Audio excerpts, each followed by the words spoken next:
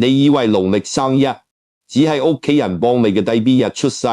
我同你講，有啲日子表面係生日，背後其實似一封人生嘅舊信，唔係嚇你，亦唔係話你邊日出世就決定一世好命或者苦命或者苦命，而係有時一個人來到呢個世間，佢最常遇到嘅難關，最放唔低嘅人，最反覆受傷嘅地方，往往就係佢今生要修嘅功課。你有冇發覺？有啲人生世人都係為屋企人操心，有啲人生世人都係俾感情拖住，有啲人生世人都係明明好有本事，但次次衰喺一口氣，一句唔服輸。又有啲人明心地好，偏偏身邊世日有啲人攞住佢嘅善良嚟消耗佢。你話呢啲係巧合？飲啖茶埋兩兩，有啲嘢未必係迷信，係你生命裏面一再重複嘅人生劇本。所謂前世嘅結案陳詞，唔係話天上真係有個官咗喺度判你今世點樣過。呢句話真正值得我哋反省嘅地方係，你今日帶住咩性格來？你最容易執着啲咩？你最容易欠人情，壞人情，受人拖累，又或者拖累人，呢啲可能就係你上一段人生未完嘅功課。今生為一個身份，為一個家庭，為一段關係，再俾你重新做一次選擇。所以你農曆邊日出世，唔係最重要，最重要係你肯唔肯睇清楚自己一生最重複嗰個結係乜嘢。有啲人一出世就好似帶住一股責任咁，細個屋企窮，佢最早識時，兄弟姊妹未識諗，佢已經識忍，父母有難，佢唔出聲就頂出聲就頂上去。大個之後，佢以為自己終於可以過返自己嘅日子，點知又輪到另一批人要佢幫手，老公要佢踩，仔女要佢貼，親戚有時又揾佢，朋友有奶又指佢膊頭，到最後佢變成全世界嘅救火隊，但冇一個人真正問過佢一句：你改唔改？呢種人最容易將使命誤會成受苦。佢以為我今生來就係要幫晒所有人，我如果唔幫就係冇良心，我如果拒絕就係冇福報。其實唔係，人有慈悲係好事，悲係好事，但慈悲如果冇界線，就會變成自我消耗；善良如果冇智慧，就會變成人哋嘅提款機。古人早就講過呢個道理，中庸入面有一句好重要嘅原文，叫做天命之謂性，律聖之謂道，修道之謂教。大白話講，即係所謂天命，唔係天跌落嚟一張紙要你一定要做乜，而係你生命入面本來有一份性情，一份根氣，一份要行返正路嘅方向。你順住呢份真正嘅本性去做人，唔被貪念、怨氣、恐懼、面子牽住走，呢個就叫做你日修正自己，唔斷學識點樣做人，點樣守心，點樣唔走歪，呢個就叫教。你聽到未？天命唔係叫你死忍，唔係叫你盲目承受，更唔係叫你用一世人去替人受過。天命係叫你揾返自己真正應該成為嘅人。我識得一個廚華黎，60幾歲，後生時喺街市附近做過好多年小生意。佢同我講，自己喺農曆月底出世，細個阿媽就話佢：你呢個女出世喺月底，注定要睇屋企收尾。一句說話，佢記咗幾十年。佢細個時屋企唔算富貴，爸爸做散工，收入唔穩定，阿媽身體又唔好。佢10幾歲已經開始幫屋企，放學返去煮飯，照顧細佬妹，假期佢幫人包裝貨品。到佢20幾歲，父親欠落一筆錢，兄弟姊妹嗰個話自己冇能力，最後又係佢拎晒啲積蓄出嚟頂住。嗰陣時佢心裏面其實好委屈，但佢冇講，因為佢覺得自己係大女，應該嘅。後來佢結婚，以為終於有人可以同佢一齊分擔，點知老公性格軟弱，凡事冇主見，外家一有事，老公就縮埋一邊，買樓要佢諗，仔女讀書要佢安排，奶奶病咗又係佢照顧，佢有一個女友一個女人，變成老婆，變成媽媽，變成媳婦，每一個身份都好似一件又一件濕衫咁披喺身上。越批越重。最初佢覺得做人嘛，忍一忍就過去，到仔女大個，佢又以為可以輕鬆啲，點知個仔做生意失敗，返嚟同佢借錢，個女發欣唔信，日日打電話喊俾佢聽，老公退休之後脾氣更加古怪，西日嫌佢呢樣唔好，嗰樣唔啱，佢一邊煮飯，一邊聽人心，一邊拎錢出嚟補，一邊夜晚自己瞓唔着。有一晚，佢坐喺廚房張細燈度，望住個洗碗盤，突然間喊咗出嚟。佢話：我成世人都幫人收拾爛攤子，點解冇人幫我收拾一下我個心？呢句說話真係好重。你睇佢一生最大嘅問題，唔係佢冇福，唔係佢生日唔好，亦唔係佢命中注定要辛苦。佢真正棘住嘅地方係，佢將我有責任變成我唔可以拒絕，將我愛屋企人變成我一定要替佢哋承擔後果。久而久之，屋企人都習慣咗，有事就揾佢，錢唔夠就問佢，情緒唔穩就倒俾佢，反正佢一定唔會走。但係人心又係咁，你冇界線，人哋就未必會懂分寸，你次次都接住，人哋就慢慢唔記得，原來你都有手軟嗰一日。你次次都話冇事，人哋就真係以為你冇事。後來佢身體開始出問題，成日胸口尾真感前成日胸口位，夜晚瞓唔好，醫生話壓力太大，佢先開始驚，原來自己一直以為係積福嘅方式，已經慢慢變成報復。佢唔係唔善良，佢唔係唔善良，而係善良得太冇保護自己。佢唔係冇使命，而係誤會咗自己嘅使命。我同佢講，你農曆月底出世，未必係叫你替所有人收尾，可能係提醒你今生最要學嘅就係點樣為一段關係收好，點樣為一場消耗止血，點樣將別人嘅爛攤子交翻俾佢自己去面對。你以為你唔再幫就係絕情，其實有時你唔再亂幫，先係對自己同對方真正負責。佢聽完之後冇即刻大改變，真正嘅改命唔係聽完一句說話，第二日就人生翻盤。真正嘅改命係你由某一日開始，少應承一次，少忍一次，少一句算啦，多一句呢件事你自己要諗辦法。最初屋企人梗係唔習慣，甚至會話佢變咗，話佢自私，佢聽到都會心痛。但佢慢慢明白，一個人如果要靠你長期犧牲先可以維持關係，呢段關係本身已經唔健康。幾個月之後，個仔再問佢借錢，佢第一次冇即刻拎出嚟，而係叫個仔自己列清楚欠債、收入開支，坐低一齊諗方案。個女再打電話喊，佢唔再陪住喊成晚，而係同個女講：媽咪可以聽你講，但你自己婚姻嘅決定唔可以永遠要我替你背。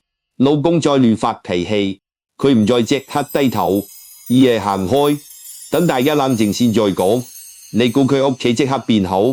冇咁快，但最神奇係佢自己先開始有翻氣，佢面色好咗，笑容多咗，講嘢冇以前咁急，連走路都好似輕咗，因為佢終於明白自己今生嘅工作嘅功課唔係做一個永遠被人需要嘅人，而係做一個有慈悲、有智慧、有界線嘅人。所以我成日同人講，睇農曆3日唔好淨係問我係咪大財，我係咪大貴人，我係咪前世欠咗人。你更加應該不談，你更加應該問我今生最反覆嘅難題係乜？我最容易喺邊從人面前失去自己？我最想用咩理由去委屈自己？我係咪將上一代嘅苦變成自己一生嘅命？如果你一生最怕被人唔中意，你今生使命可能係學識唔再討好。如果你一生最容易為錢同家人反面，你今生使命可能係學識錢財分明。如果你一生最中意控制仔女，你今生使命可能係學識放手。如果你一生最容易被感情牽住走，你今生使命可能係學識先愛自己。如果你一生最容易怨天怨地，你今生使命可能係學識將怨氣化成清醒。人最怕嘅唔係命苦，而係明明心尾一再提醒你，你仲當睇唔見。你以為係別人害你，其實可能係你自己一再打開同一扇門。俾同一女人入嚟相美，你以為係前世欠債，其實可能係今生你一直唔肯結案。真正嘅結案層次唔係判你有罪，係提醒你上一段姻緣去到今日，應該要有個了結。你唔能夠再用同一重性格走同一條舊路，然後期待人生忽然開花結果。你要變，你嘅命先會跟住變。農曆生日可以係一盞燈，照一照你來時路，但行唔行得正，最後仍然係你每日一個念頭、一句說話、一個選擇。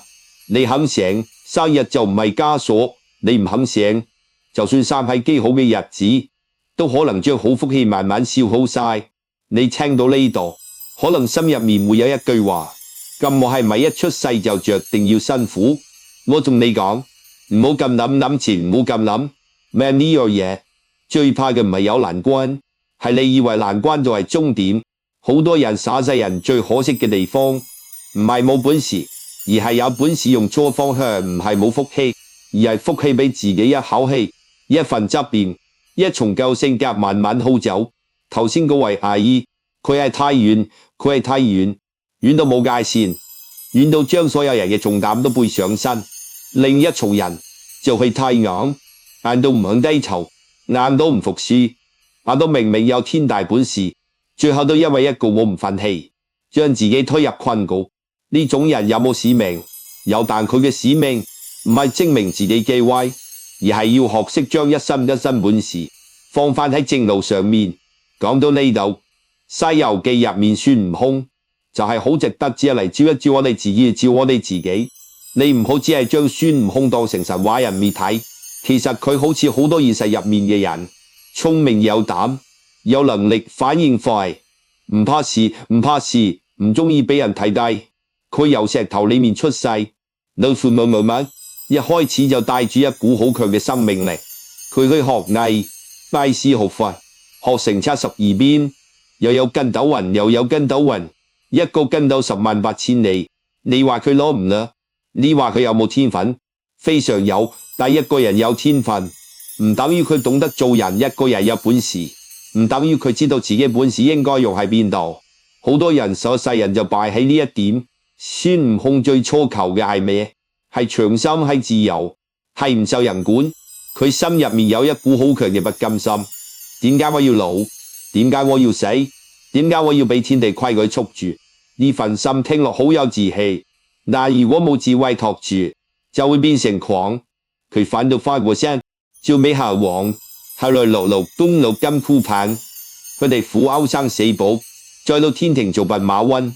當佢發現自己個官位細，覺得被人睇低，心裏面個團火即刻燒起。你諗下呢件事係咪好似現實入面好多情況？有人喺公司明明有能力，但一覺得上司唔尊重佢，就即刻頂撞。有人喺屋企明明出心出力，但一覺得仔女唔感恩，就講到全家塊面。有人做生意明明有機會慢慢做起，但一見人哋賺得快，就心急鬥氣，亂投資，表面係爭一口氣，實際係心未定。孫悟空大鬧天宮，表面睇好威風，打上凌霄殿，連天兵天將都攔唔住。佢話要做齊天大聖，即係要同天一樣高。你聽落好有氣勢，但你細心諗，呢句說話其實好危險。因為一個人一旦覺得自己要同天鬥高低，佢就開始唔再敬畏規矩，唔再敬畏因果，唔再敬畏自己心入面嗰份狂氣。西遊記最深嘅地方唔係打妖怪，係講心魔。外面嘅妖魔容易睇見，心入面嘅妖魔最難捉。孫悟空咗其最大嘅妖魔唔係別人，正係佢自己嗰份我最嬲，我唔服，我偏要證明俾你睇嘅心。所以到最後，原來佛祖一指手掌就將佢韞住，五行山壓住佢，一壓就係500年。你話呢500年係懲罰，表面係但更深一層，其實係命運逼佢停低。因為有啲人如果唔停低，佢永遠唔會反省。如果唔被韞住，佢永遠以為自己可以衝破所有後果。如果人生唔俾佢一次重重跌落地，佢永遠唔知道，原來自己最需要降服嘅唔係天地，係自己個心。呢個就同我哋今日講嘅前世結案陳詞好有關係。所謂結案，唔係話一切完晒，而係話一段姻緣去到某個位置，命運問你一句，你仲要唔要用舊方法活落去？孫悟空被壓之前，佢嘅本事係為咗自己出頭，為咗證明自己，為咗唔輸俾人。被壓之後，被感情被壓之後，佢遇到唐僧，開始踏上取經路。你睇，同樣係孫悟空，同樣係金箍棒，同樣係72變，但佢嘅方向變咗。以前係打上天宮，後來係護送師傅；以前係為咗自己一口氣，後來係為咗一條正路；以前係越有本事越闖禍，後來係越有本事越要守住初心。呢個轉變先至係真正嘅使命。好多人所人問我今生帶住咩使命嚟，其實唔一定要諗到好大，好似要拯救世界咁。普通人嘅使命往往就藏喺你最難改嗰個性格入面。你太晏，使命就係學游；你太遠，使命就係學守；你太急，使命就係學等；你太貪，使命就係學止；你太遠，使命就係學放；你太愛控制，使命就係學尊重別人嘅腦。孫悟空最初唔明白呢一點，佢以為自由就係冇人管，後來先明白真正自由唔係想點就點，而係心裏面有定力，知道咩可以做，咩唔應該做。佢以為本事大就可以解決一切，後來先明白本事如果冇慈悲、冇規矩、冇承擔，只會變成傷人傷己嘅刀。現實入面好多人都係咁，尤其係一啲性格比較有衝勁嘅人，未必一定同生日有關，但好多時會有一種我唔想輸嘅氣。佢哋早年好拼，做嘢快，決定快，講嘢直，有時真係靠你會闖出一條路。但同一股氣，如果喺到中年，晚年都唔懂得收，就容易變成同仔女鬥氣，同伴侶硬碰，同朋友翻面，同自己身體過唔去。你見過未？有啲爸爸年輕時好攞賺錢，細個家靠佢撐起，但到仔女大個之後，佢仲係用同一套方法管人，句句都係我當年點辛苦，你知唔知？冇我邊有你今日？你要聽我講先啱。佢講嘅未必冇道理，但語氣太硬，心太急，結果仔女越嚟越唔想同佢講心事。到最後佢明明好愛屋企人，但屋企人見到佢就有壓力。呢種人嘅結唔係冇愛，而係愛得太硬。佢嘅使命唔係繼續證明自己為屋企付出幾多，而係學識將控制變成祝福，將命令變成提醒，將你一定要聽我變成我陪你諗，但路要你自己行。孫悟空後來一路取經，亦唔係即刻變成人，佢都會急，都會嬲，都會覺得唐僧唔識分好配，甚至幾次被誤會。最經典就係三打白骨精，白骨精變成唔同模樣嚟呃唐僧，孫悟空一眼睇穿，出手打死妖怪，唐僧肉眼凡胎，見唔到真相，以為孫悟空傷害無辜，念緊箍咒，甚至趕佢走。呢件事好有味道，因為現實入面好多有本事嘅人都經歷過呢種委屈。你明明睇得清楚，別人唔信你，你明明係為對方好，對方反而怪你。你明明出力最多，最後俾人話你霸道，衝到唔計人情。呢一刻最考驗一個人嘅，唔係佢有冇能力，而係佢受委屈之後，心會唔會變黑。以前嘅孫悟空，如果遇到呢種委屈，可能即刻翻轉天。你唔信我未真感情，你唔信我走，你屈我打你唔識好打，你唔識好打，我唔理你死活。但取經路上，佢慢慢學嘅就係唔係每一份委屈都要即刻討翻公道，唔係每一口氣都要即刻爭贏。真正有使命嘅人，有時要承受一段時間嘅誤解，守住自己知道嘅正道。當然呢度唔係叫你盲忍，唔係叫你被人欺負都唔出聲，你要分情，你要分清楚。孫悟空後來嘅人唔係懦弱，係知道自己為咩而引佢嘅退，唔係冇用，係佢明白取經呢條路大過自己一時嘅面子。呢個分別好重要。人如果為咗怕事而忍，會越忍越苦，但如果為咗守住更大嘅方向而忍，呢份忍就會變成定力。你再對反前面嗰個荃灣阿姨，就會明白，一個太遠，一個太遠，一個太硬，其實都係心未歸位。阿姨太容易將別人嘅事當成自己嘅命，所以要學界線。孫悟空太容易將自己嘅情緒當成天地嘅規矩，所以要學降心。兩個方向唔同，但背後都係同一件事。人今生最重要嘅使命，往往唔係向外迎幾多，而係向外修正自己。我見過一個做工程嘅男人，都係呢種孫悟空式性格。後生時好搏，真係靠自己雙手圍出嚟。佢成日同人講：我冇靠過任何人，我唔信命，我唔信命，我只信自己。呢句說話年輕時聽落好有骨氣，但去到50幾歲，問題就出嚟，台就出嚟。佢對老婆硬，對仔女硬，對員工硬，對自己更加硬。身體已經出警號，佢都唔肯休息。仔女想同佢傾偈，佢3句唔係就教訓人。老婆叫佢慢啲，佢話人哋阻住佢發展。後來生意一次失手，資金冚錢，資金靠住，身邊人一個一個刺開，佢先發現原來自己贏咗好多場仗，但輸咗好多關係。佢唔係配人，甚至可以話係一個負責任嘅人，但佢唔識有。佢以為自己係家中之主，所以唔可以軟。佢以為自己一軟就冇人尊重，佢以為自己一低頭就代表輸。其實人生去到最後，最難嘅唔係抬頭，係懂得喺適當時候低一低頭，聽一聽人哋點諗。孫悟空如果永遠都係大鬧天宮嗰個孫悟空，佢只會係一個本事好大嘅闖禍者。但佢後來能夠成為斗戰勝佛，關鍵唔係佢武功高咗，而係佢心性變咗。你有冇發覺真正嘅成就，唔係你由冇本事變成有本事，而係你由被本事控制變成你識得控制自己嘅本事。呢句說話值得好多中年人買年人細諗。你後生時靠硬闖，可能真係闖到一啲成績，但去到人生下半場，如果你仲係乜都要爭，乜都要管，乜都要證明，你會好攰，身邊人都會好攰。因為下半生真正拼嘅唔係你仲有幾多力，而係你有幾多智慧去修力。所以農曆生日如果真係似一份人生卷宗，佢記低嘅唔係你作定贏定輸，而係你最容易喺邊度失控。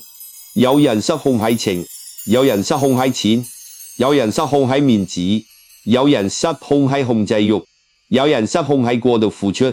你今生帶住嘅使命就係喺呢個地方醒過嚟。你唔使羨慕別人出世好日子，亦唔使怨自己命唔夠順。孫悟空咁大本事，都要被呃500年先學識修心。普通人有幾段彎路，有幾次跌倒，又有乜出奇？最緊要係你被呃住嗰段時間，有冇學到嘢？你失敗嗰次，有冇睇清自己？你被人誤會嗰一刻，有冇守住善念？你想發火嗰一秒，有冇停一停？如果你一生都覺得自己唔服輸，咁你今生可能要收嘅唔係咁強，而係咁穩。如果你一生都覺得自己被人睇低，咁你今生可能要收嘅唔係證明俾所有人睇，而係知道自己價值唔需要人人認同。如果你一生都想養好屋企人，咁你今生可能要收嘅唔係管得更嚴，而係放得更安心。如果你一生都因為一句說話、一個眼神、一份委屈而反應好大，咁你今生可能要收嘅唔係贏翻嗰口氣，而係唔再俾嗰口氣牽住走。所謂使命唔一定係轟轟烈烈，有時你肯少發一次脾氣，就已經改一段家庭因果。你肯向仔女講一句你自己諗清楚，爸爸媽媽支持你，就已經放下咗一份控制。你肯承認自己以前太硬，已經係一重大修行。人最難得嘅唔係永遠啱，而係有一日肯同自己講，我以前個頭未必仲啱今日嘅人生。孫悟空嘅故事提醒我哋，命運俾你本事，唔係叫你去壓人，命運俾你磨難，唔係淨係要你受苦，命運俾你一次又一次碰壁，係想你睇清楚，原來真正要過嘅關，唔係天感情，唔係天敵，唔係妖怪洞，唔係別人把口，而係你自己個心。當你嘅心開始肯講，路就開始通。當你唔再乜都爭，乜都爭，反而有人願意靠近你。當你唔再用眼碰眼保護自己，你先發現原來有我唔代表輸，安定唔代表冇本事，低頭唔代表冇尊嚴。真正有福氣嘅人，唔係一世都冇被壓過，而係被壓過之後唔再變成怨氣，反而收出一份清醒。講到最後，我哋要將呢件事拉返去自己身上。農曆生日唔係攞嚟嚇自己，更加唔係攞嚟判自己一生。你千祈唔好聽完之後就話我係月尾出世，所以就一定要辛苦。我係月初出世，所以一定脾氣硬。我係某一日出世，所以前世欠咗人。如果你咁樣諗，就跌入另一重執着。命理最有用嘅地方，唔係叫人認命，而係叫人醒命。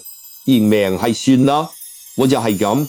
醒命係原來我一直卡喺呢度，咁我由今日開始要改。兩者差好遠，一個係將自己鎖住，一個係幫自己開門。所以今日我講農曆生日似前世嘅結案陳詞，真正想講嘅唔係生日有幾神秘，而係每個人來到今生都好似帶住一份未完成嘅功課。有啲人嘅功課係放下怨氣，有啲人嘅功課係學識拒絕，有啲人嘅功課係唔再逞強，有啲人嘅功課係唔再為情所困，有啲人嘅功課係唔再將仔女、伴侶、兄弟姊妹嘅人生全部攞上自己膊頭。你睇返自己一生最反覆出現嘅問題係咩？係錢，係屋企人，係面子，係脾氣，係明明好心，最後變成好心辦配事，係明明付出最多，最後反而被人怪。嗰個反覆出現嘅位，好多時就係你今生真正要收嘅位。有人農曆月初出世，性格好似一股初生志氣，做事有衝勁，唔中意拖泥帶水，心裏面常常有一句我要靠自己闖出嚟。呢種人如果收得好，可以做事有魄力，有開創力，遇到難關唔容易縮。但係如果收得唔好，就容易急，容易臭，容易唔服輸，甚至將身邊人都當成要征服嘅對象。佢今生嘅使命往往唔係再衝快啲，而係學識慢落嚟，聽下人，收一收口氣，唔好次次都用眼碰眼解決問題。有人農曆月中出世，好似月亮圓滿嗰陣，重感情，重人情，怕關係破裂，亦好容易成為屋企入面維持和氣嗰個人。呢種人如果收得好，有包容，有溫度，識得照顧人，身邊人會覺得安心。但如果收得唔好，就容易討好，容易派人嬲，容易將和氣變成委屈自己。佢今生嘅使命唔係永遠做和事佬，而係學識真正嘅和，唔係表面冇事，係內心有界線，說話有分寸，關係有秩序。有人農曆月尾出世，好似一個月份去到收結位置，容易背住舊事，容易替人收尾，亦容易對過去放唔低。呢種人如果收得好，做事穩陣，有耐性，識得整理難局。但如果收得唔好，就會灑入活喺舊傷口裏面，將上一代嘅苦、上一段感情嘅痛、上一場失敗嘅影，全部拖到今日。佢今生嘅使命唔係永遠替人執手尾，而係學識收結一段舊姻緣，將唔屬於自己嘅責任放返低。你見唔見到？越初越災越重越微，冇話邊個一定好，邊個一定差。每一重氣都可以成為福氣，亦都可以變成消耗。關鍵唔係你幾時出世，關鍵係你用咩心去活。已經入面有一句好多人聽過，但真正做到嘅人唔多。原文係窮則變，變則通，通則久。大白話講，即係一個人去到行唔通嘅時候，唔係叫你死闖，唔係叫你怨天怨地，亦唔係叫你揾個藉口話自己命苦，而係要你變一變，你肯變條路先會通，路通咗，福氣先有機會留得長。呢句說話用喺今日呢個主題真係好貼。因為好多人是世人最慘，唔係冇機會變，而係唔肯變。明明同仔女講嘢次次都鬧交，佢仲係用同一種語氣，明明次次借錢俾親戚都傷感情，佢仲係怕人話佢無情。明明每次發脾氣之後都後悔，下一次又照樣爆。明明知道自己太愛管，搞到屋企人有壓力，企人有壓力，佢仍然話我都係為你好，我都係為你好呢5個字。有時係愛，有時係愛，有時係執着，我冇辦法呢4個字。有時係現實，有時係逃避，我天生係咁呢5個字。有時係性格，有時係你唔肯收自己。所以我哋要做嘅第一件事，就係寫低自己最反覆遇到嘅3重人事。你唔需要揾師傅，唔需要即刻查好多資料，你先安靜坐低，問自己：我呢一生最常喺邊度痛？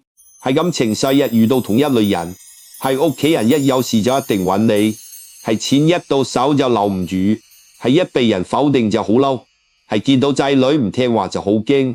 你將呢3件事寫低，唔好騙自己，因為使命通常唔係藏喺你最風光嗰度，而係藏喺你最反覆跌倒嗰度。第2件事，停止用我命該如此做藉口。你可以相信命，你可以相信命，但唔好被命困住。你可以參考農曆生日，但唔好將生日變成嘅鎖。有人話自己命中無財，所以亂花錢都唔檢討；有人話自己感情欠債，所以被人傷害都唔黐開；有人話自己前世欠屋企人，所以今生任由屋企人消耗。呢啲唔係修行，係逃避。真正嘅修行係你知道自己有呢個傾向，然後由今日開始，一次一次將自己拉反正。第3件事，分清楚幫人同替人受過，尤其係屋企人之間最容易搞亂。父母幫仔女係情，但替仔女承擔所有後果，就會害咗佢。兄弟姊妹有難，你伸手扶一扶係易，但對方次次唔負責任，你次次埋單，就會變成孽緣。夫妻之間互相扶持係福，但其中一個長期消耗另一個，仲用愛做藉口，呢段關係就要醒一醒。你要記住，善良一定要有界線，冇界線嘅善良，最後好容易變成怨氣。你今日口裏面話我冇所謂，但你心裏面日日積住委屈，總有一日會爆。到時你怪人哋唔珍惜，其實人哋一開始可能就係被你教識。你可以無限承受。第4件事，每晚瞓覺之前問自己一句：今日我係被舊習氣牽住走，定係行近咗自己真正想成為嗰個人？呢句好簡單，但好有用。你今日本來想鬧仔女，最後停咗一停，最後停咗一停，語氣柔和咗，呢個就係進步。咩真感情？呢個就係進步。你今日本來想即刻借錢俾人，最後叫對方先講清楚計劃，呢個就係清醒。你今日本來想翻舊賬，最後忍住冇講傷人說話，呢個就係收口。你今日本來又想怪命，最後肯承認自己都有責任，呢個就係轉念。唔好小看呢啲細微改變，命運好多事唔係一下子反轉，而係由一個念頭開始蟲動。你少一次怨，就少從一粒苦蟲；你多一次清醒，就多留一分福氣。你肯停止重複舊錯，就等於向人生講：呢個案我唔想再照舊判落去。第5件事，遇到令你最上頭嘅人，先收心再講情。好多關係之所以變成冤結，唔係因為無愛，而係大家一見面就用舊方式反應。仔女一駁嘴，你就覺得佢不孝；伴侶一句重話，你就覺得對方唔珍惜你；兄弟姊妹一開口就錢，你就又怕拒絕，又怕拒絕，又怕吃虧。下一次先唔好急住回應，停10秒飲啖情，停10秒飲啖水，問自己：我而家係為咗解決問題，定係為咗發洩情緒？你肯停一停，你肯停一停，就已經同過去唔同。所謂前世嘅結案陳詞，去到今生，去到今生，其實仲有得改寫。前半生你可能真係食過好多苦，遇過好多唔公平，愛錯過人，幫錯過人，信錯過人，甚至因為自己嘅脾氣貪念懦弱，心軟，走咗好多彎路。但人生最慈悲嘅地方，就係只要你仲有一口氣，仲有一個念頭願意變，你就唔係完全冇咯。你唔需要同任何人證明自己已經改命，你只需要由今日開始，喺最熟悉嗰個舊劇本入面做一個新選擇。